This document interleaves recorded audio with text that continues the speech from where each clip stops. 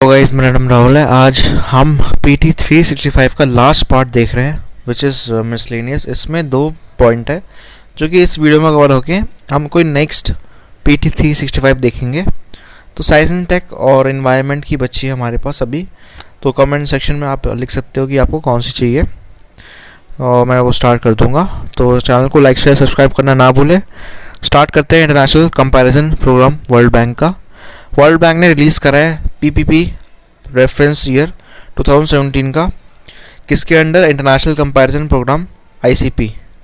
ICP क्या है? एक world wide data collection initiative है जो वर्ल्ड बैंक देखता है under auspicious UN statistical commission. इसके ऑब्जेक्टिव ये है कि ये प्रोड्यूस करता है कंपेरेबल वॉल्यूम मेजर GDP का और एक्सपेंडिचर कंपोनेंट जो कि परचेजिंग पावर पैरिटीज पे होता है। इंडिया ने पार्टिसिपेट करा था ICP में 1970s में, और ministry of statistical and programme implementation जो है वो नेशनल इम्प्लीमेंटिंग एजेंसी है ICP की इंडिया के लिए।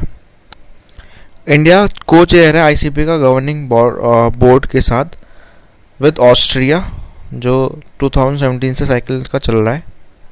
नेक्स्ट ICP जो होगा उसका रेफरेंस ईयर होगा 2021। तो यहाँ पे आप देखो 2017 का इन्हें निकाला था और नेक्स्ट होगा 2021। ठीक है, तो परचेजिंग पावर पैरिटी समझ लेते हैं और फिर रिलेटेड टर्म्स देख लेते हैं। तो परचेजिंग पावर वो होता है जो रेट ऑफ करेंसी का होता है इन कंपैरिजन दूसरे कंट्री का। जैसे फॉर एग्जांपल हम कंपेयर करते हैं कि इंडिया का कितना करेंसी है और USA का कितना है, वैसा ही है कि आप कितना आइटम ऑफ गुड्स परचेज कर सकते हो उसी रेट पे जितना दूसरी कंट्री कर रही है। फॉर एग्जांपल अगर आप जूते ले रहे हो इंडिया में जिसका रेट है 2500 और ये कॉस्ट करेगा $50 USA में, तो ये हमने कैसे पता लगाया? क्योंकि परचेजिंग पावर पैरिटी से जो एक्सचेंज रेट है, ठीक है, कि $50 जो है वो इंडियन रुपी का 2500 हो गया। PPP नंबर्स जो है कंपेयर करते हैं लिविंग स्टैंडर्ड्स, और ये वर्ल्ड बैंक के थ्रू यूज़ होता है ताकि वो मेजर करे ग्लोबल पॉवर्टी। जैसे आपने देखा होगा BPL लाइन जो उन्हें दे रखी है। रेलेवेंट एस्टिमेट करता है नॉन ट्रेडेड गुड्स और सर्विसेज का, जो प्राइस ऑफ टैक्सी राइड हो गया, बड़ी सारी चीज़ों का हो गया। PPP एक्सचेंज जो है रिलेटिवली स्टेबल होता है than market exchange rate, but PPP जो है हार्डर मेजरमेंट में थोड़ा हार्ड रहता है क्योंकि यहाँ पे स्टैटिस्टिकल अंडरटेकिंग बहुत ज़्यादा चाहिए होती है और प्राइसेस कंपैरिजन बदलते रहते हैं, फ्रीक्वेंट मतलब कभी इंक्रीज़ हो सकते हैं, कभी डिक्रीज़ हो जाता है। ICP कवर नहीं करता सारी कंट्रीज़ को, इसका मतलब है कुछ डेटा मिसिंग हो सकता है। मार्केट एक्सचेंज रेट क्या है? एक एक्सचेंज रेट है जो एक करेंसी पे होता है जो एक्सचेंज होगी अनदर फॉरेन एक्सचेंज मार्केट में। यहाँ पे foreign exchange market important term है, यहाँ पे किसी कंट्री के साथ नहीं आप कर रहे हो, यहाँ पे फॉरेन एक्सचेंज मार्केट पे कर रहे हो। तो ये प्राइस जो होता है ये डिमांड और सप्लाई के हिसाब से चलता है। तो मतलब सिंपल एग्जांपल है कि मान लो एक्सचेंज रेट में फॉरेन एक्सचेंज रेट जो चल रहा है वो बढ़ भी था, वो कम भी हो सकता है, लेकिन वो फ्रीक्वेंट नहीं होता। जैसे आपका PPP में होता है कि जैसे अभी $, बढ़ जाए 69 हो जाए, 70 हो जाए, 80 हो जाए, 90 हो जाए, ठीक है, एकदम से राइज हो जाए, तो वैसा ये नहीं रहता।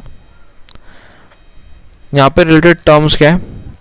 ये एक्चुअल इंडिविजुअल कंजम्पशन देता है जो गुड्स और सर्विसेज की होती है, जो कंज्यूम होता है हाउस होल्ड के द्वारा। ये मेजर करता है, ये इनकम पास करता है कंज्यूमर गुड्स सर्विसेज का, जो कि हाउस होल्ड लाइटली परचेज करता है। और यहाँ पे नॉन प्रॉफिट इंस्टीट्यूशन भी होते हैं जो गवर्नमेंट की भी होते हैं यहाँ पे, जो इंडिविजुअल कंजम्पशन का देखते हैं, health and education service. Gross fix capital formation ये भी डिफाइंड है, जितना एक्विजिशन प्रोड्यूस एसेट का है, जिसमें प्रोडक्शन आती है एसेट की प्रोड्यूसर के द्वारा कि वो खुद के लिए कितना यूज़ कर रहे हैं, माइनस जो उनका फिक्स एसेट रहता है। PLI क्या है? PLI एक रेशियो है PPP का जो करस्पॉन्ड मार्केट एक्सचेंज रेट पे रहता है। ये प्राइस कंपेयर करता है, और अगर इकोनॉमी जो है PLI की लेस है दूसरे कंपैरिजन, तो जो आइटम्स या एक्सपेंडिचर एग्रीगेटर्स हैं वो लेस एक्सपेंसिव होते हैं देन अदर इकोनॉमीज। जो न्यूज़ है वो है India stage lower middle income nation for 2020 से 2021। तो ये इम्पोर्टेंट है, ये पैंडमिक के बाद का डेटा आया है जो कि इम्पोर्टेंट बन जाता है और यूपीएससी के लिए कि पहले हमारा जो था क्या था और अब क्या हो गया है। वर्ल्ड बैंक ये निकाल रहा है, वर्ल्ड बैंक ने असाइन करा है वर्ल्ड इकोनॉमीज जो 4 इनकम ग्रुप्स पे डिवाइड है। एक होती है हायर इनकम, एक होती है अपर मिडिल, एक होती है लोअर इनकम और एक होती है आपका लो इनकम। तो यहाँ पे इन्फोग्राफिक में हम देख लेते हैं ग्रुप लो इनकम का क्या रहता है। जो पुराना है वो 1026 से नीचे का लो इनकम पर कंसिडर किया जाता है। जो नया है जुलाई 2020 का वो 36 है, मतलब 10 ज़्यादा ही है बस। यहाँ पे low income low middle income की बात करें तो पुराना जो है वो 1026 से 3995 है और जो नया है वो 1036 के ऊपर और 4445 से नीचे। ठीक है। अपर मिडिल इनकम की बात करें तो जो पुराना डेटा था वो 3996 से लेके 12375 पे था और वो इंक्रीज होके 4046 पे आ गया तो 12535। और हाई इनकम जो है पुराना डेटा के हिसाब से 12375 से ज़्यादा है तो वो हाई इनकम पे आती है। नया डेटा के हिसाब से 12535। ठीक है। तो ये डेटा कुछ इम्पोर्टेंट है, पूछे जा सकते हैं या आपको याद रहे, मतलब अगर याद रहेगा तो बहुत बढ़िया है क्योंकि आप यूज़ कर सकते हो उसको भी कोट करने का। क्लासिफिकेशन जो अपडेट होता है हर साल होता है जुलाई में और एक ग्रॉस नेशनल इनकम पे बेस्ड होता है जो पर कैपिटा में होती है। और ये कौन से मेथड से यूज़ होती है? एटलस मेथड इम्पोर्टेंट है ये। जीएनआई पर कैपिटा जो है ऑप्टेन होती है, डिवाइड करता है जीएनआई कंट्रीज पॉपुलेशन के साथ। इंडिया की रैंक करूँ तो 145 है जो कि अच्छी नहीं है अभी फ़िलहाल। तो जो जीएनआई पर कैपिटा इनकम है वो $2130 बनती है और स्विट्ज़रलैंड की फर्स्ट रैंक है। ठीक है। तो ये आप समझ सकते हो लो मिडिल इनकम पे काउंट होती है अगर इंडिया की रैंक की बात करें तो। जीएनआई बेसिकली मेजर कैसे होता है इसको हम समझ लेते हैं। एक कंट्री की इनकम जिसमें इनकम अर्नड जो वहाँ के कंट्री के रेजिडेंट्स है, बिजनेस है, प्लस जो फॉरेन अर्निंग आ रही है वो जीएनआई पे आता है। तो इन सबको मतलब फॉरेन सोर्सेज मतलब रेमिटेंसेस भी बहुत आते हैं तो उसको मिला के हमारी लो इनकम मतलब लो मिडिल इनकम पे आती है। ठीक है।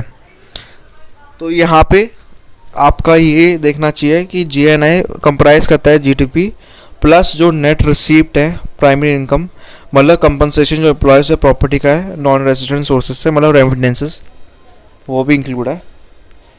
ये काउंट नहीं करता जो फॉरेनर्स ने अर्न करा है। बेनिफिट्स क्या है जीएनआई का कि ये कोरिलेटेड है अदर चीज़ों से, नॉन मॉनेटरी मेजर करता है quality of life expectancy, mortality rate जो है चिल्ड्रन का, एनरोलमेंट रेट्स। और रोबैक्स क्या है इसके लिमिटेशन क्या है कि जीएनआई अंडर एस्टिमेट करता है लो इनकम कंट्रीज़ को जो कि मतलब इनफॉर्मल है, सब्सिडेंस एक्टिविटीज़ है।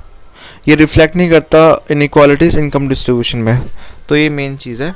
पर ये इम्पोर्टेंट है कि लो इनकम आ गया है कैटेगरी में। पहले I think upper middle income में था बट फिर बाद में अब लॉकडाउन की वजह से लो इनकम में आ गया, लो मिडिल इनकम पे। यहाँ पे 10.2 की बात करें जो लास्ट न्यूज़ है इसकी सेगमेंट की और फिर फिनिश हो रहा है वो है नोबेल प्राइज़ इन इकोनॉमिक्स।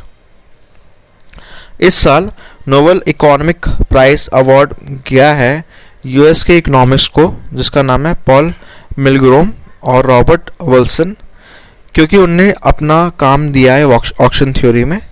तो पहले ऑक्शन समझ लेते हैं फिर ऑक्शन थ्योरी पे बात करेंगे। ऑक्शन क्या है? प्राइस डिलीवरी मैकेनिज्म है जो गुड्स और सर्विसेज पे होता है। यहाँ पे ऑक्शन में कुछ बायर्स होते हैं जो कॉम्पिटिटिव बिड देते हैं गुड्स और सर्विसेज पे। वो ओपन भी हो सकता है, क्लोज भी हो सकता है, मतलब लोग आते इकट्ठा होते हैं किसी चीज़ को परचेज करते हैं और फिर उन पे ऑक्शन होता है। डिफरेंट लोग डिफरेंट प्राइसेस देते हैं, जिनका ज़्यादा प्राइस होता है वो ख़रीद लेता है। जनरली ऑक्शन जो है प्राइवेट एंटिटीज़ करती है क्योंकि उनको मैक्सिमाइज करना है रेवेन्यू, पर गवर्नमेंट भी करती है जो प्रायोरिटी देता है factors other than maximising revenue, मतलब वेलफेयर भी एंगल वाला देखता है गवर्नमेंट। इसमें एग्जांपल दिया है कि instead of allocating spectrum to highest bidder, government क्या करेगी, गवर्नमेंट चूज करेगी जो टेलीकॉम एक्सेसिबल हो पुअर को। इनफैक्ट जो इंडिया की बात करें तो ऑक्शन से पहले एक नॉर्म है जो लिमिटेड रिसोर्स पर रहता है, जैसे रेडियो वेव्स हो गया, गवर्नमेंट जो एलोकेट करती है, लाइसेंस देती है मैकेनिज्म प्राइवेट एंटिटीज़ को जो बेस्ट सूट देंगे जहाँ पे सोशल वेलफेयर हो, मतलब प्राइवेट एंटिटीज जो सोशल वेलफेयर दे रही है उनको देते हैं ताकि वो पुअर पीपल के लिए काम करें। इस अप्रोच से बहुत प्रोलिफरेशन हुआ है लॉबिंग का। की वेरिएबल क्या है जो डिटरमाइन करते हैं आउटकम ऑक्शन का? पहला है रूल्स ऑफ एक्शन और रूल्स ऑफ ऑक्शन। सेकेंड है वैल्यू, पर्सनल कितना है, प्रोफेशनल कितना है उस चीज़ से, मतलब उस प्रोफेशन में, ताकि जब आप वोट करो तो फिर पता चले। अनसर्टेनिटी कितनी है जो बिडिंग में इन्वॉल्व है। मोर ऑन न्यूज़ में क्या है कि ये उनको मिला है प्राइस ताकि वो मतलब इम्प्रूव उन्हें, क्योंकि उनको प्राइस मिला है क्योंकि उन्हें इम्प्रूव करा है ऑक्शन थ्योरी को और इन्वेंशन लाया है नया ऑक्शन फॉर्मेट जो कि यूज़ होता है गुड्स और सर्विसेज में मतलब सेल आउट करने के लिए। जैसे रेडियो फ्रिक्वेंसी आ गई जो कि डिफ़िकल्ट थी सेल करने के लिए थ्रू ट्रेडिशनल ऑक्शन फॉर्मेट। ये डिस्कवरी बेनिफिट करती है सेलर्स, बायर और टैक्स पेयर्स को। ऑक्शन थ्योरी क्या है?